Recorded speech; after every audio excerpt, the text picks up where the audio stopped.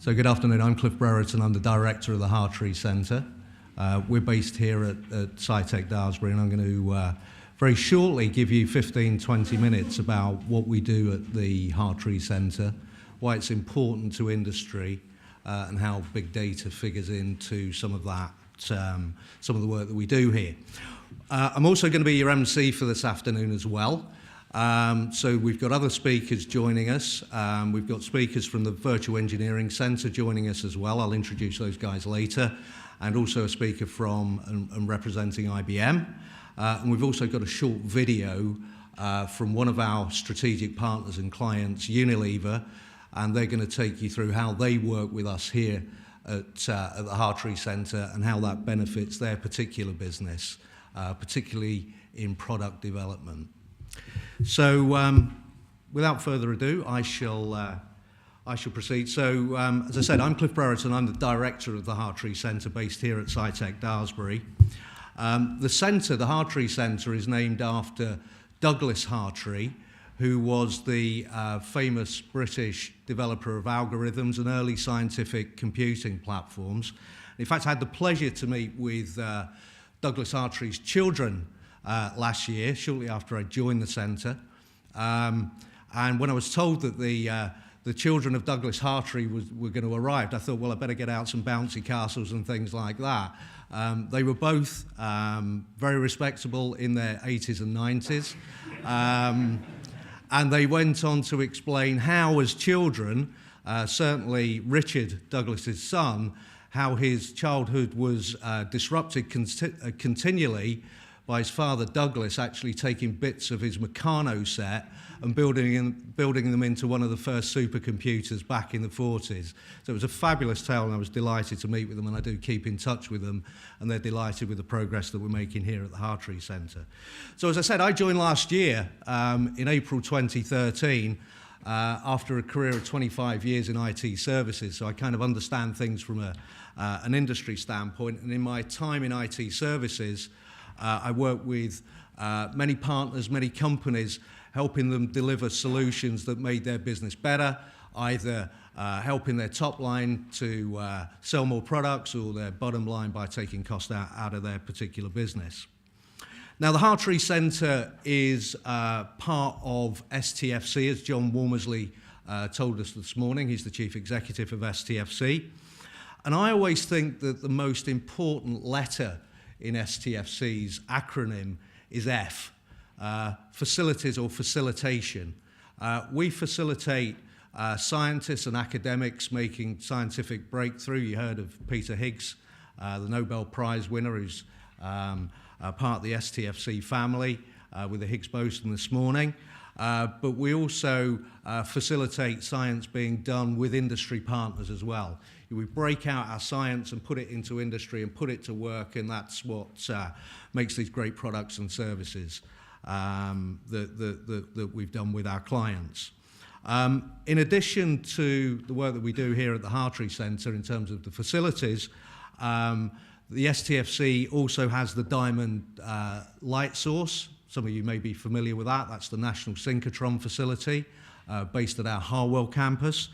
We have ISIS, which is a pulsed neutron source, also used very heavily in industry. We have large telescopes, and of course we have supercomputers. And if you're attending the tour later on, in fact, you'll actually see some of those supercomputers as part of that tour. So I do encourage you, if you like big grey boxes with green lights on them, hopefully no red ones, that's the tour for you. So the background to all of this, where did Hartree start? So in 2011, the Minister of State for Universities and Science, David Willetts, commissioned the formation of the E-Infrastructure Leadership Council, and that contains leaders from academia, research and industry. And he also commissioned a report that was authored by Unilever's, or he was at Unilever at the time, Professor Dominic Tildesley, entitled A Strategic Vision for E-Infrastructure. Now, amongst the report's many findings, it highlighted that there was a paradigm shift in the use of modelling and simulation in research and development around the world. It also identified a need for additional supercomputing capacity here in the UK. The UK had fallen behind many of its international competitors in terms of supercomputing capacity. And it also identified a direct correlation between investments in supercomputing and economic impact and returns to the economy.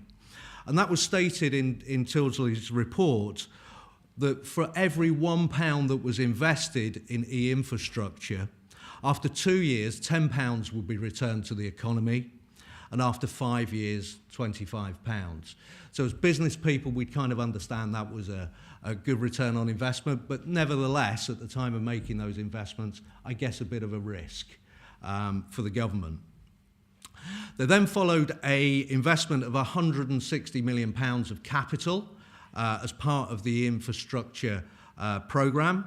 About 25% of that 160 million, so you can do the maths, actually came here to the Hartree Centre to form the Hartree Centre.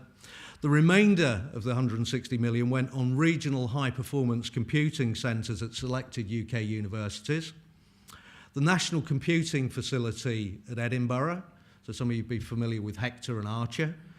And finally, there was also a major upgrade to the UK's academic backbone, Janet, from that. Since that point, we've subsequently benefited here at the Hartree Centre from a further £20 million of investment, and that's to look at challenges regarding energy-efficient research computing and big data analytics. And in fact, we've just finished our phase 2. You'll see some of that on the tour later on. Helps if I click the clicker, doesn't it? Okay, right slide. Okay.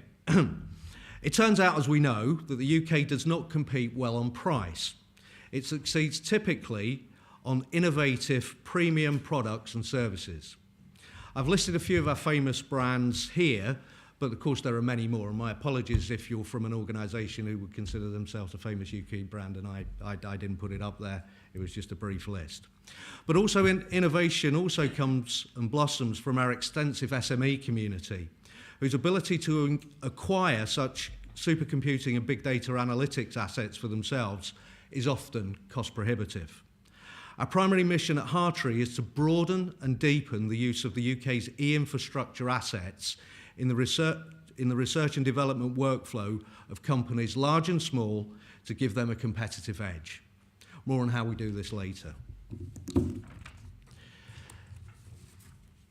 Now you'll see these later as well. Visualization is key to broadening adoption. It also turns out that models produced in simulation perform in exactly the same way as the real thing.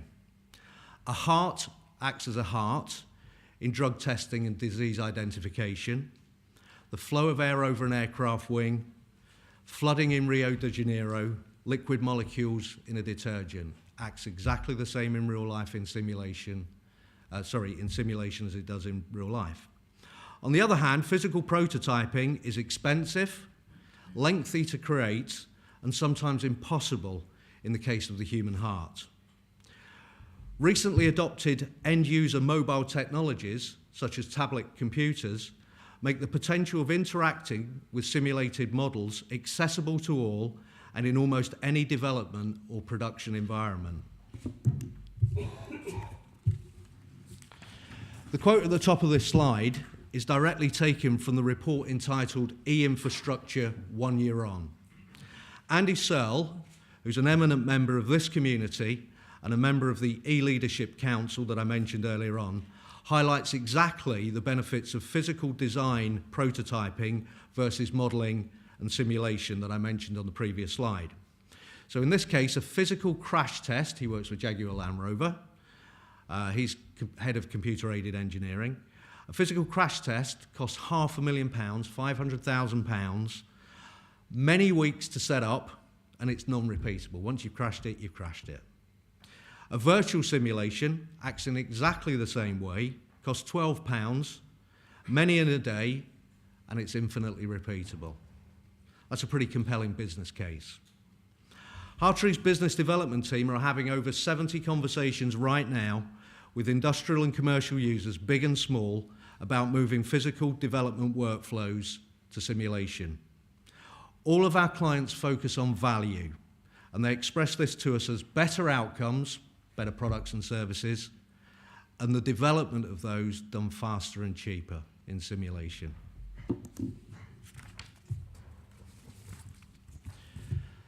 The possibilities for using modelling and simulation are almost limitless. They span almost every industry sector.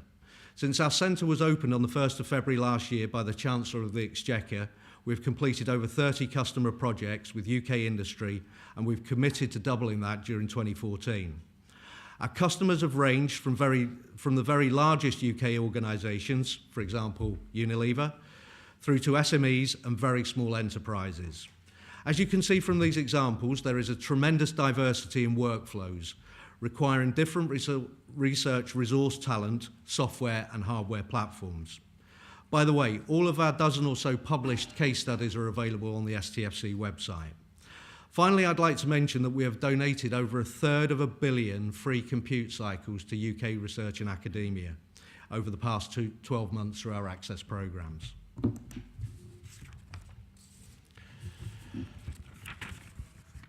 Okay, for the technology focused amongst you, here comes the technology porn.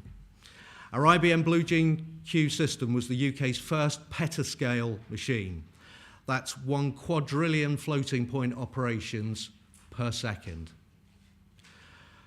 Blue Wonder, which is another one of the machines that you'll see, is a large x86 cluster that includes Ivy Bridge and Sandy Bridge CPUs, the latest Intel Phi co-processors, and NVIDIA CPUs. We have 3 visualization suites here. We have 2 here actually and 1 at Harwell, with screens that are so large we had to demolish a wall to get the screens into the building. So there was a hole in this block here to get the things in. We have a significant data store measured in petabytes.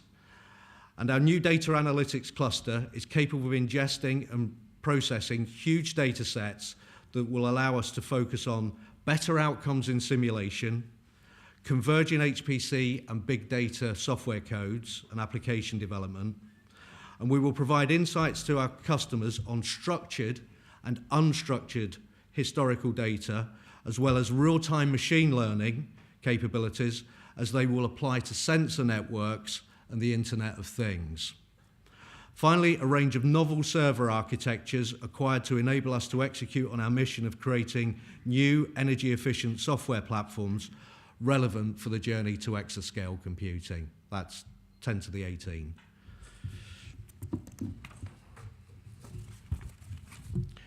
Yes, the machines are sexy, but it was the great people that we have access to that are the real secret sauce and deliver the successful customer outcomes that we have.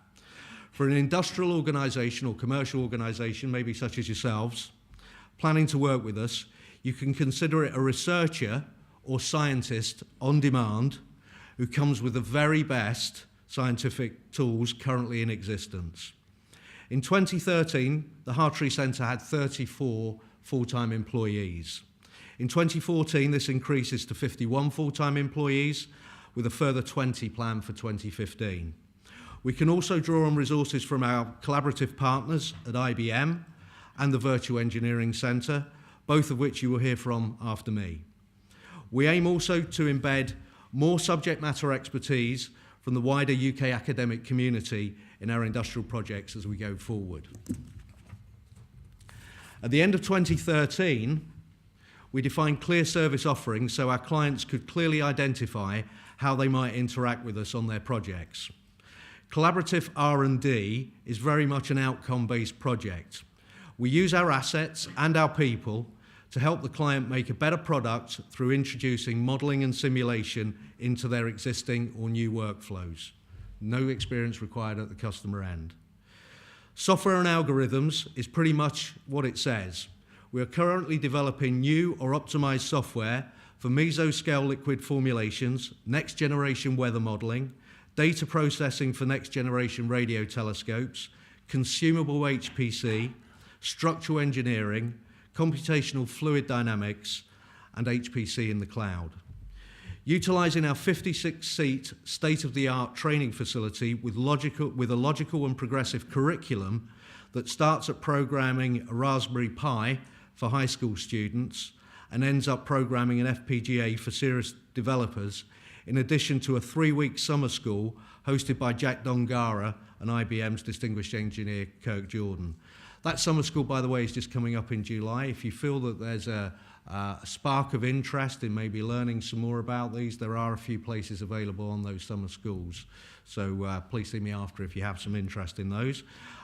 Making our assets available as a platform as a service to industry along similar lines to a scaled up Amazon Web Services for massively scalable HPC and big data analytics. So if you've got the skills in-house, you've got the software, or you want to use our software, you can use our machines and you can pay on a meter. And we have an excellent business partner who manages that for us.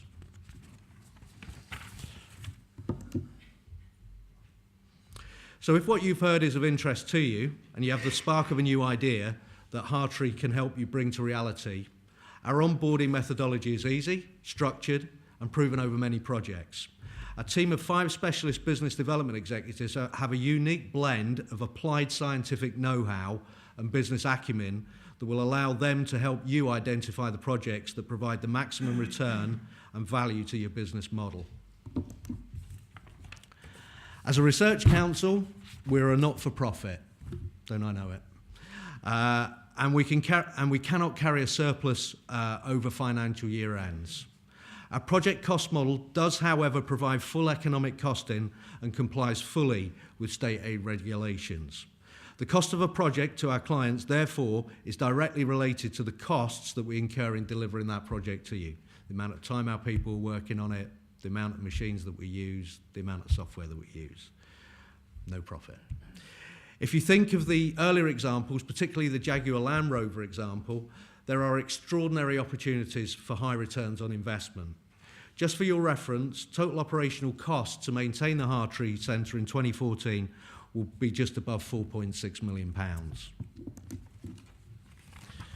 So summing up, I'd like to thank you for listening to me for the past 15 minutes or so, and I hope that you have a better understanding of the motives and objectives behind the UK government's e-infrastructure policy, how adopting the new paradigm of modelling and simulation can positively accelerate your business performance, and how the Hartree Centre can help you deliver on that.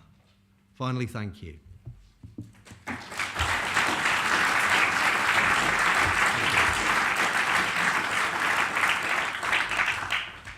Thank you very much. So we now have some more speakers developing this topic further. So next up is Charles Patchett and Dave Bowman from the University of Liverpool's Virtual Engineering Centre, which is also based here at the Hartree Centre and very much an essential partner of ours. Then, following a short video by the great industrial company and strategic partner of the Hartree Centre, Unilever, we have David Moss, representing another great partner of the Hartree Centre, IBM. Finally, and ahead of the planned tours, we will have a question and answer session, about 10 minutes, with this afternoon's speakers, followed by some closing remarks from Chris Hopkins, Deputy Director of UK Trade and Investment. With that, I will now hand over to Charles and to Dave from the Virtual Engineering Centre. Thank you very much. Gentlemen.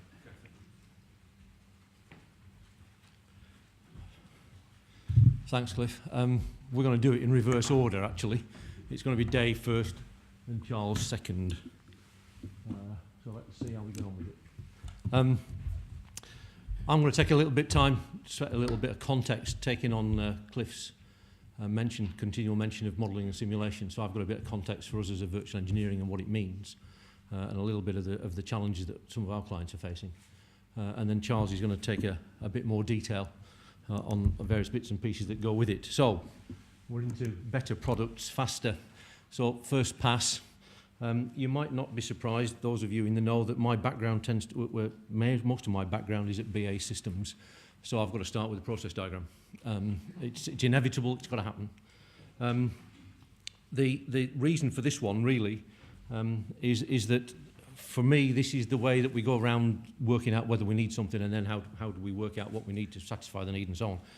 And the yellow bit is where modelling and simulation is getting more and more and more prevalent. It's been in various places for a lot of times, but it's growing as we go on. So here we are, understanding what the problem is, trying to express what we want out of all that lot, then doing some solution exploration, picking the one, and then actually the blue bit is actually producing something real at the end of the day, and that obviously changes the world, and off we go again, round the loop. Oop. I've lost a slide, never mind. The bit for the next bit is really about the solution exploration piece. That's where most of the stuff that we get involved with at the moment works. So it involves a product, so mainly a physical product, are the means of production, and then the support of it. And slowly we're creeping down this list. So for a product, like a car, like Jaguar Land Rover, as Cliff suggested, there's a conception of something as a result of a need requirement. There's the design of it, there's the evaluation of it, and then you certify it to some extent. Producing it, then you make it, that's a good idea.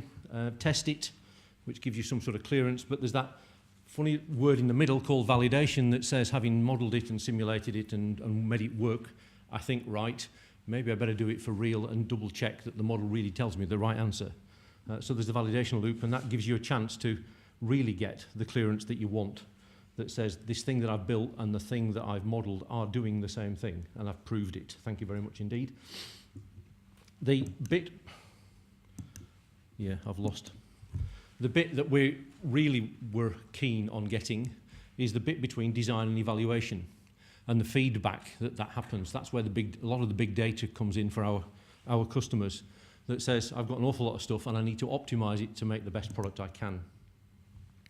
That involves a whole host of this lot, which, if you like, is all the illities, as we've tended to call them. So testability and certifiability and all those sorts of things. You'll find on the top right-hand corner, on top of that, there's a piece about the BAC Mono that happens to be down International Festival of Business in Liverpool. It's been a main feature of that, and we've done some work with them on their performance of their structure in terms of taking their CAD data, doing an on-the-fly analysis of variations on it and see what the bending stresses are like. And lo and behold, we've done that. It's very successful. They're very happy with it, and they've changed the design because of it. But we're doing that quickly, which is the crucial thing. If you get around to some of the big data issues, it's the time that's the problem for the project. We end up with having to hold the project back because we can't do the analysis fast enough. For BAC, that worked out very well for them. So we've got performance issues, we've got failure rates and modes and how that sort of happens. So that's really good in modelling and simulation terms. Affordability is an interesting one, particularly for the automotive sector. And then there's the overall optimisation at the bottom. One of the other things that we get heavily involved with is autonomy. So it's not just cars, it's not just bicycles to some extent, but this sort of thing called autonomy that's growing more and more. We hear about drone strikes and all the rest of it. We hear about Amazon trying to develop systems that will send your parcel to your front door and just drop it there, so we get rid of the postman. It's a great idea, but the problem is that because of this thing called autonomy, there's no pilot. And people don't often realise that autonomy means no pilot, which actually changes the rules for the failure rates and modes. So we've got to be sure this thing's safe, but we can't fly it in mixed airspace to check that it's safe, and we've had 100 years worth of flying real aeroplanes around to check that they're safe, so we've got to try and find 100 years worth of data fairly quickly. We're talking about failure rates, catastrophic failure rates are down to 1 times 10 to the minus 9, and we've got a huge bit of documentation called DO178C that says this is how you're going to clear UAVs and all the stuff that goes with that. So Charles is going to talk about that because that's the difficult bit, and I get away with not talking about that at all. So our bit, if you like, on big data, HPC, the work with the Hartree, it's essentially about multidimensional trade-offs one way or another, but we need simple outputs. Cliff showed some of the pictures. They're important. They're important that you understand what's behind them anyhow, But in terms of talking to people like finance directors and managing directors sometimes that haven't got a background in the subject, getting those sort of pictures is crucial. I talked about need for timely outputs, minutes not days, simply because you can't just hold the project. We had one analysis when I was at BA that took just over a week, and the whole project effectively ground to a halt till we got the answer, and it's not acceptable. So for us, better product is getting that primary requirement at a lower cost, and I want it now. I don't want it in a week's time or 10 days' time or even tomorrow. I want it now so that I can see what's happening and get on with it.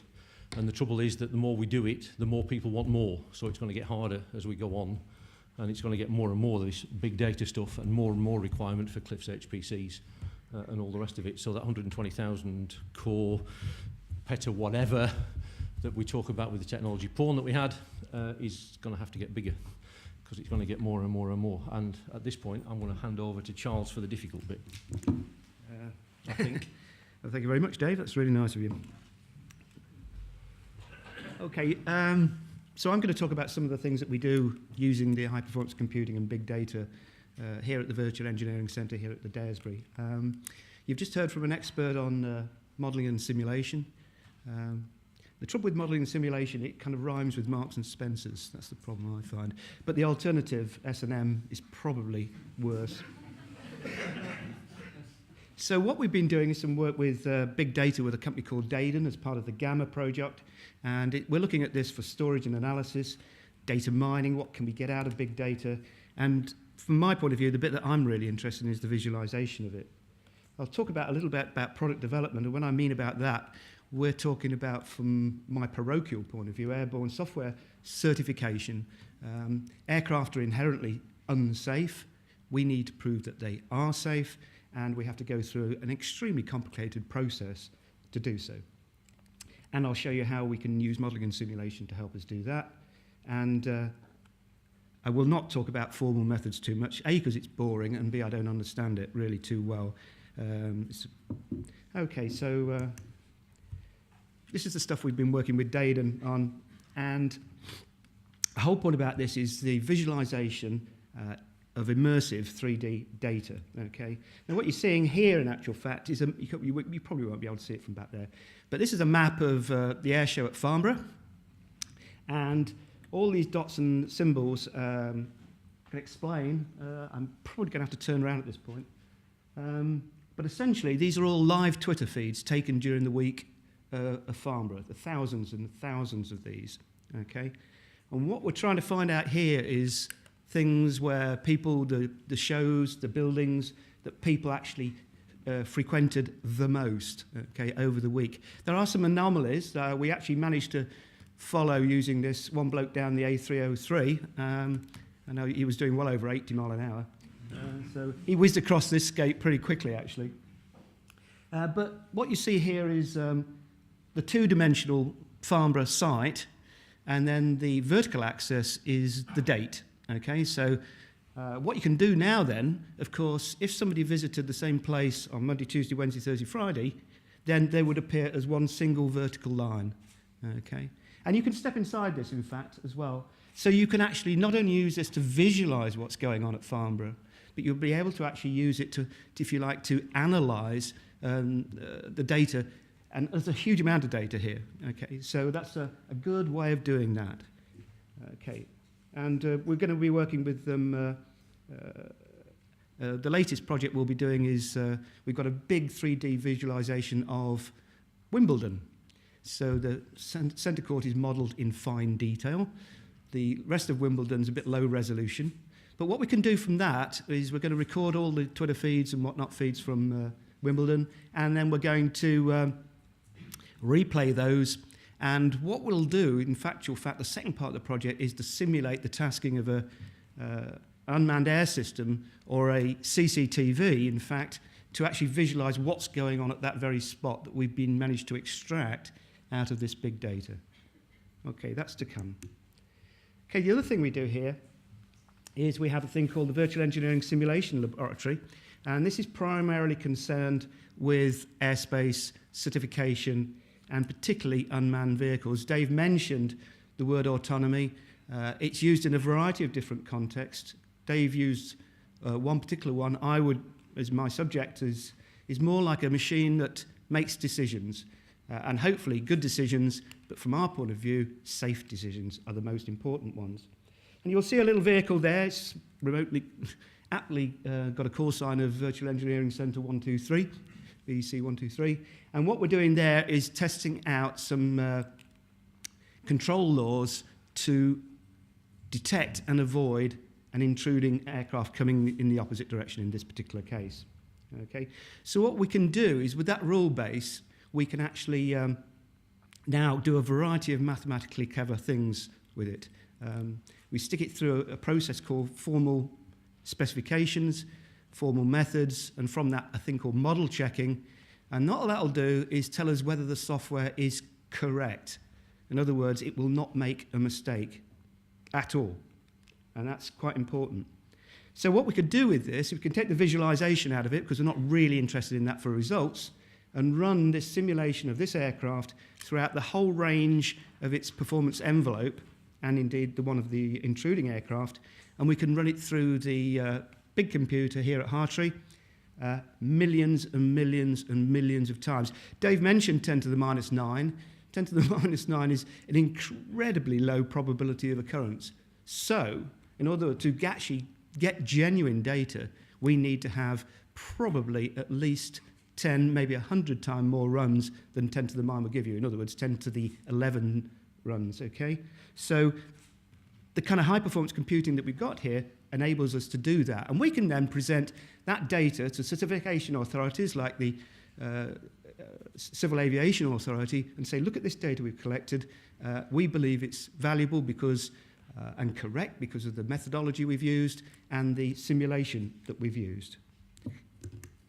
Okay, so I won't go into this in detail because I know that we're running a bit late, but we have formal methods that enable us to do model checking, which verify the temporal properties of finite state systems, and then we explore all those states using high-performance computing. Okay, Jaguar Land Rover, in conjunction with the Virtual Engineering Centre, has developed a new development process for them, and they're very, very pleased with the results that they've given, that we've had using the high-performance resources. In fact, the actual future designs that they can test is now done in days rather than several weeks. There's several examples I can give you on this. The racing car that we did with BAC, we ran through multi-optimization, multi-criteria optimization with that, and we reduced the chassis weight by about 15% for no loss of structural performance, and they were absolutely delighted with that. The other thing we did for them, and they were absolutely delighted, these are guys are mechanical engineers. They're not interested in how a computer works. They don't want to know how a computer works. They don't know, they want to have the resources of a high-performance computer, but they don't want to have to learn how to use it. We provided them with a kind of middleware that enabled them to have an iPad at their factory that will enable to access the HPC computer, and every time they pressed a button, oh yes, up, the pound note started running, but when they pressed a button, they could get a complete run back to them with no other interfacing required, and the results of that, and they can then modify their design accordingly.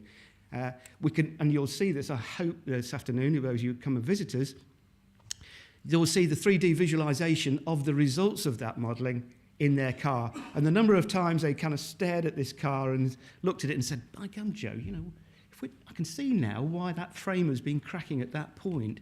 And it enabled them to actually really interact with their own design. And you could see they were entranced with their own design. So this sort of stuff is helping SMEs. It's helping big companies like Jaguar Land Rover and BAC Systems. I'm just going to finish it there because I know we're running late. But quite happy to take a few questions. But I think you'll find when you visit the Virtual Engineering Centre later on this afternoon that you'll see completely what we're all about. Thank you very much.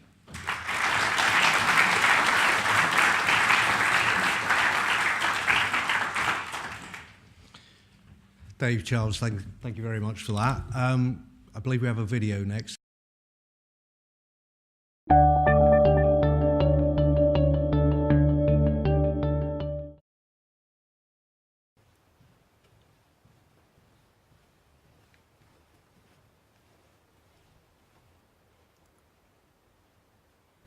the digital molecules on the computer behave exactly like the real ones. They move around and they mix. And at no extra cost whatsoever, you can zoom in and watch on the computer screen, even on slow motion, what really happens to them. In a way, this helps you understand the mechanism of a chemical reaction. Pick up a shampoo bottle or a bottle of laundry liquids from the supermarket shelf, and let's read out the list of ingredients. You find water, surfactant, polymers, bit of perfume, and a few other things. With this type of modeling, we can predict how water, surfactant, and polymers come together to make that liquid structure. And this gives us the advantage, because that's very important. That will tell us how the liquid is pumped through the pipes of the manufacturing plant, or even how the final product feels between the finger of the consumers. But what's more, we can do hundreds of computer experiments and see how these properties change by trying several types of surfactants and several types of polymers. This way, we can make choices and narrow down our field of options and cut down on the number of experiments on the bench. Sometimes the amount of data produced by high-performance computing is so huge that it is overwhelming. We call this big data. Now we need a way to distill big data down to something that our simple brains can handle. Or sometimes we need to walk into the data so that we can spot correlations which are very difficult to see. Now, visualization suites and special 3D screens allow us to do exactly that. Look around you. There are already signs of a digital global revolution. Everything will have a chip and an IP address. The fridge knows when it is running low on milk, and a shampoo bottle tells you when it's just about to run out. All this information is available now or in the very immediate future to everybody. The question is, what do we do with it? Speed is all that matters, and especially for a company which needs to put on the market hundreds of new products every year. Today, to outcompute is to outcompete, and gives a company like Unilever the competitive advantage.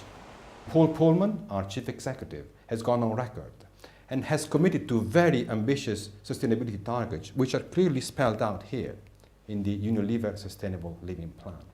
Of course, these are big challenges, and they can only be tackled with a new way of doing R&D and with big supercomputers.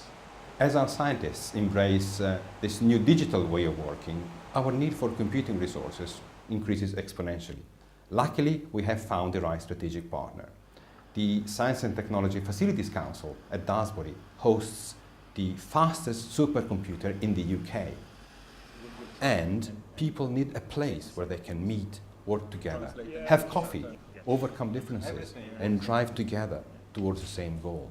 We have found all that here at STFC Daresbury campus. This is the hub where people meet and work together from all backgrounds. It attracts companies who bring skills in the area of science, business, market drive, and small companies with new ideas and step-changing technologies. Now, we have opened a Unilever office here at Daresbury, and we hope this is just the beginning of a flow of skills and people between Daresbury and our R&D labs. So I'm grateful to Dr. Massimo Norro from Unilever's research team who's allowed us to use that video. Just before I introduce our next speaker, I'm conscious of the fact during these presentations we've talked about products that can physically be dropped on your feet. Yeah, shampoos, car bumpers, aero engines, vacuum cleaners, pharmaceuticals. But the processing of data and the analysis of data to get insights isn't bound by your development being on a physical product. In fact, we've done a number of projects with people who have a service or a financial service or product that you can't physically drop on your feet. So remodeling things like risk models in investment banking, pension schemes, how to get better yields from a pension scheme, are all particularly relevant, and we've had projects in that field. Data is getting better insights from it. So I just wanted to leave you with that thought, that if you're not a manufacturing company, this isn't exclusively set with manufacturing companies. So just with that little qualification, I'd like to now introduce a good friend and colleague, David Moss from IBM. So, hi, Dave. Hi, Cliff. So I wear two hats. I am an IBM employee. For the last couple of years, I've been seconded into STFC, and the reason that I make that clear is because I'm going to be delivering an IBM presentation now, and in about 15 minutes, you're going to see me next door pretending to be STFC in the visualization suites. So in case you were going to get confused and think, he looks remarkably like that bloke that we just saw next door, that's why. I was asked to deliver an IBM presentation to give you an idea of what IBM's doing in analytics, but to make it fun and to make it not product pitchy. So we'll see how we get on. In the interests of time, I'm conscious that we're running quite a way behind schedule. So I will rattle through this, and if anyone wants to talk to me afterwards, I'm around afterwards, or I'll be in the visualization suite as well. This is the fun bit. We're going to play a game. Now, the first rule is that you all have to stand up. I'm going to suggest, in the interest of health and safety practicalities, that we don't stand up. You can stay sat in your seats. We're going to ask you a series of higher or lower questions. If you think the answer is higher, you put your hands on your head. I'm going to suggest, if you think the question is lower, you put your hands on your shoulders, okay? So rather than having to stand up. And if you get the answer wrong, just don't. We'll assume that you're all honest here, so just don't play any further part. Now, I might see how we're all doing. I might cut it short. I might carry on till the death, but we'll see how we're doing in the interests of time. Question 1. Remember, higher, lower. Was the number of visitors to Wimbledon in 2013 higher or lower than 500,000? Oh, everyone's going, ooh.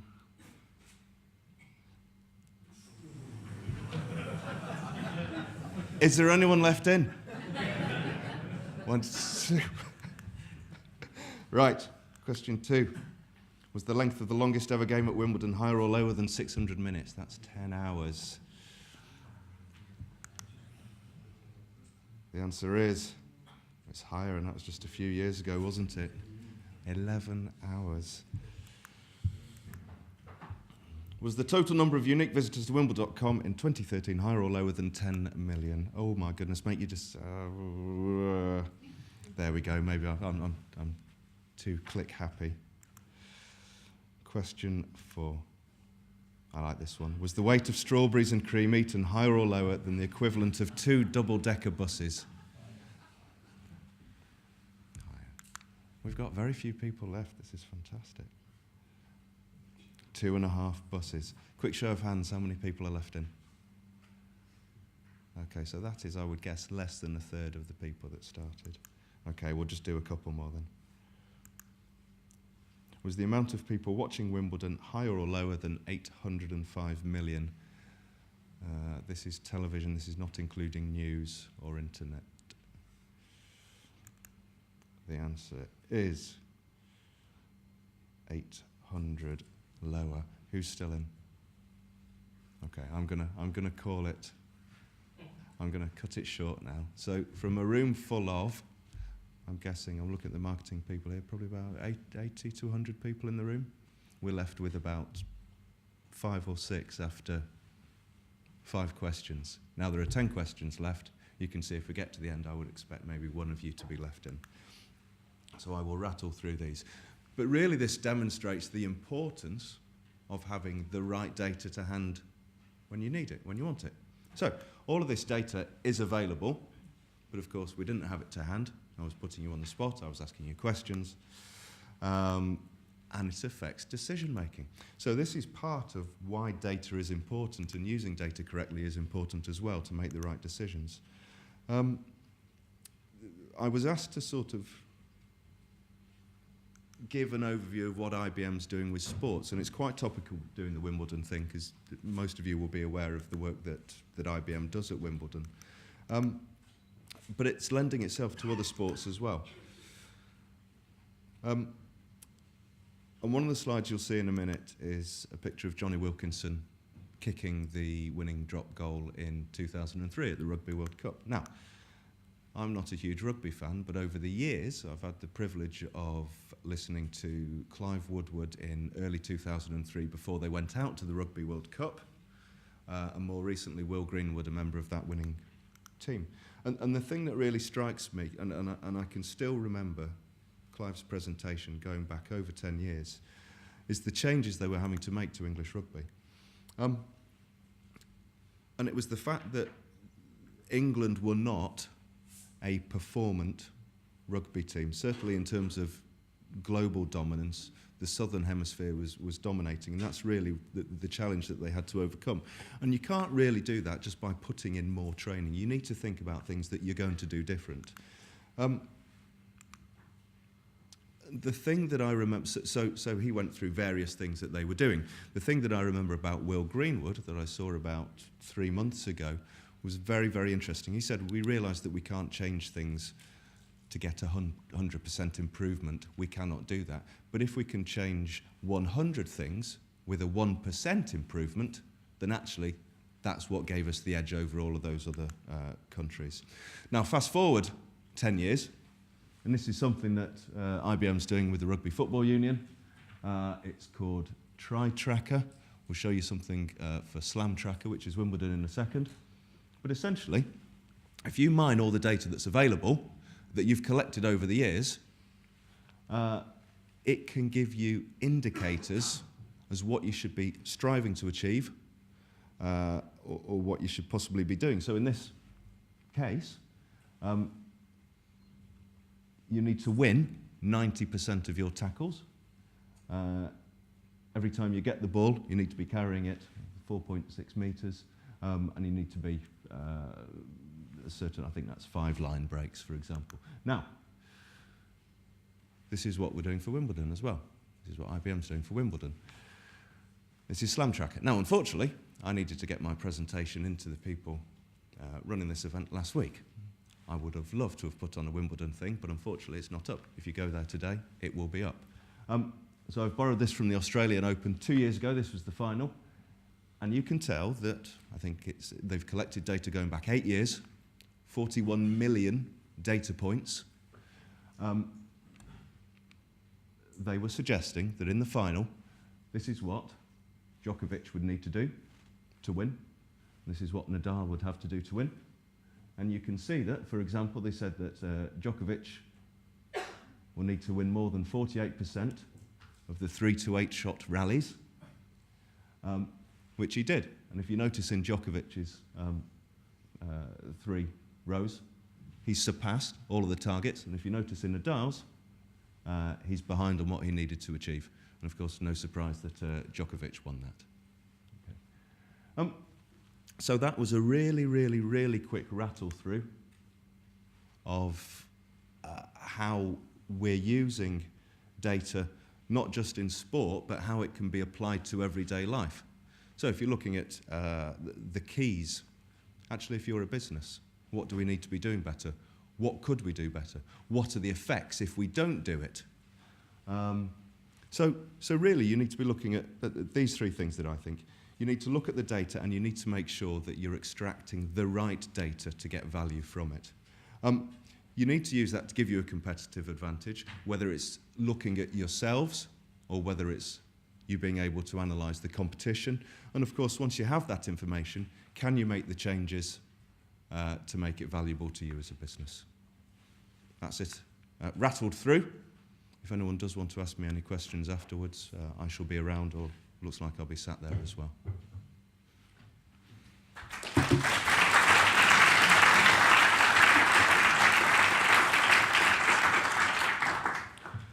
So that concludes the formal presentations for this afternoon. If I could ask the speakers to come up and join us, we'll just stand up at the front here. We'll have a quick 5 to 10 minute session, questions and answers.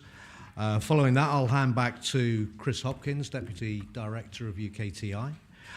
Just while the speakers are joining me, Each of you has one of these in front of you, perhaps. Be very, very grateful if you could complete the feedback form. It's very important. It helps tailor these events and make sure that next time you come along, we've taken your comments on board and we've made any amendments that are necessary, except for the catering. Good. Okay, well, I'll MC this. So, guys, any questions for the speakers this afternoon? Is all completely clear? All sounds great?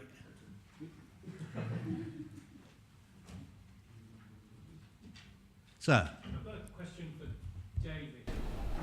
Over 8 years, to get those statistics for the final, how do you collate it? It's very much a manual process. If you go onto the Wimbledon website, I think you'll probably see videos of people sat in the bunker and around the... I think the data that I presented is from the Grand Slam tournaments, so it's not from any other events.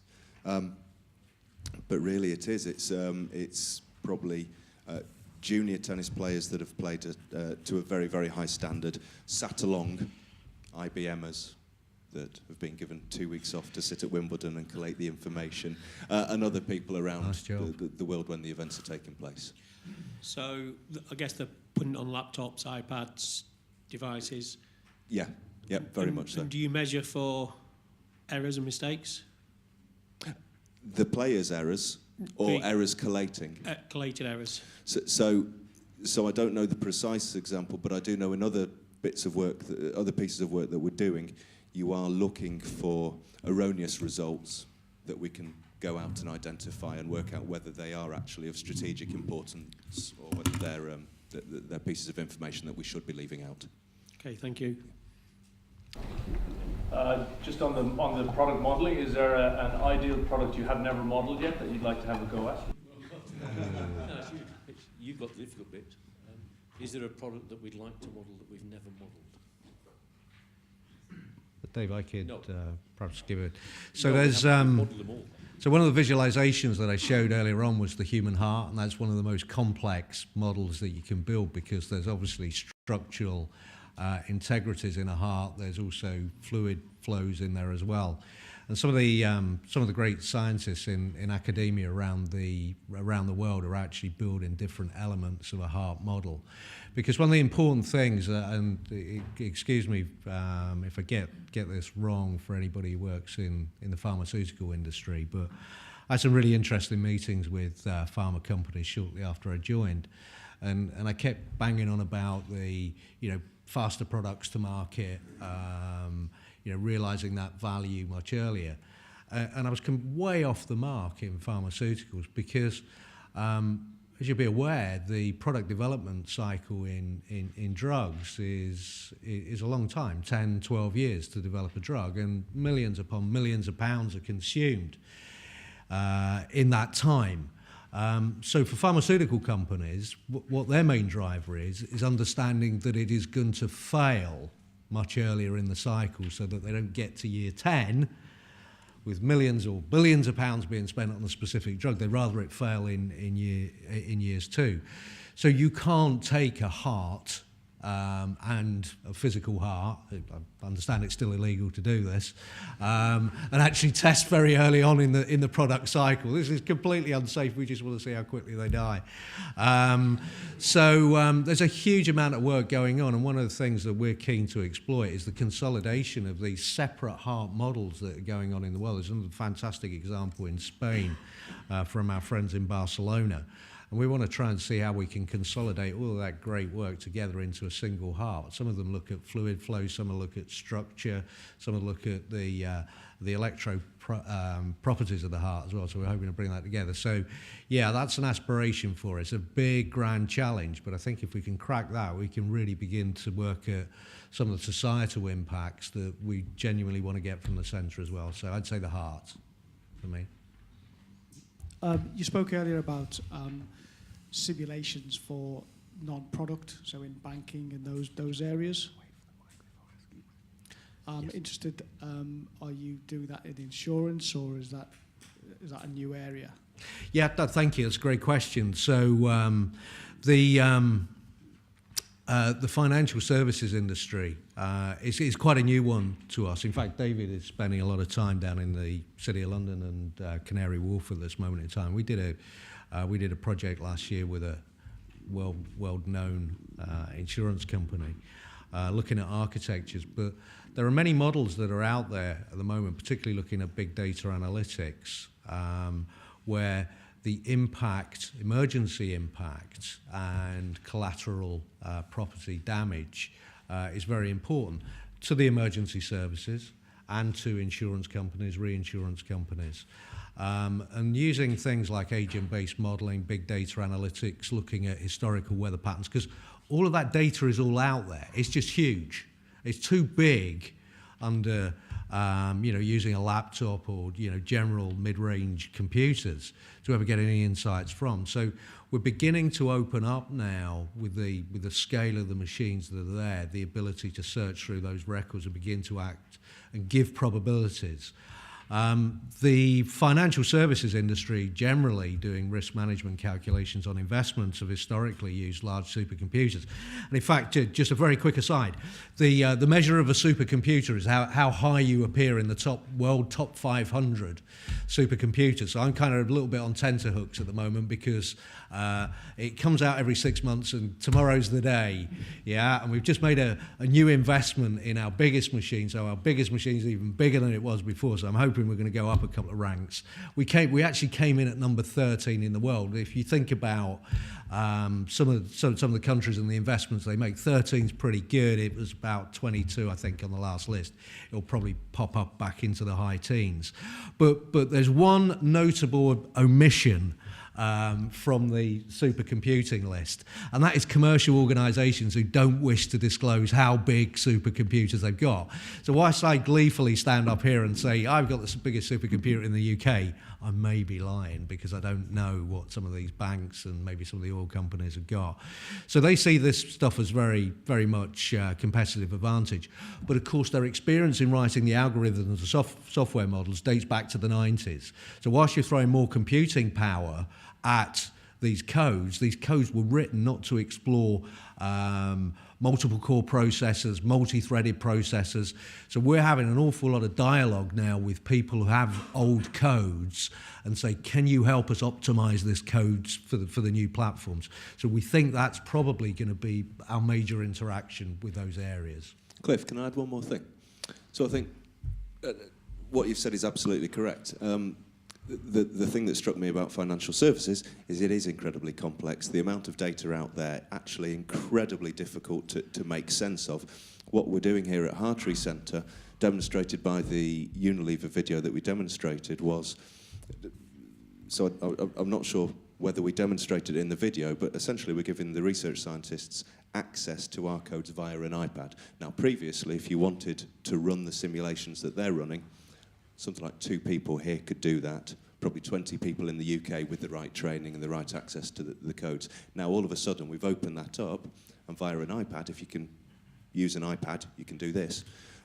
We've opened it up to probably 50 research scientists at Unilever. I think that's probably what we want to be doing for financial services, making the complex simple. That's a great point, Dave. So have we got time for one more question? This is more like a comment, regarding what you have said now on the previous session. Still, it seems that most of the applications are in very big facilities in big companies. I mean, 120,000 cores cannot be carried out in your smartphone, so still away from that kind of technology to be the mainstream. The question is, how far did we start to see this having an impact in the mainstream economy, and when we can have applications that can be done in minutes or seconds and not in weeks or days?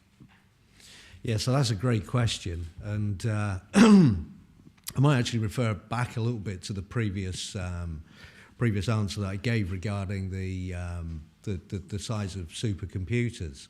So, and this will give you an indication of how things change. For those of you that own an iPad, in fact, an iPad 2, which is not the latest generation, in fact can't run some applications, even in iOS now, that would have been the world's largest supercomputer in 1992. Yeah, so that's how fast these things move. So we can expect petascale mobile phones, I guess, in 15 years' time or something like that, and then suddenly the power is really back of the user.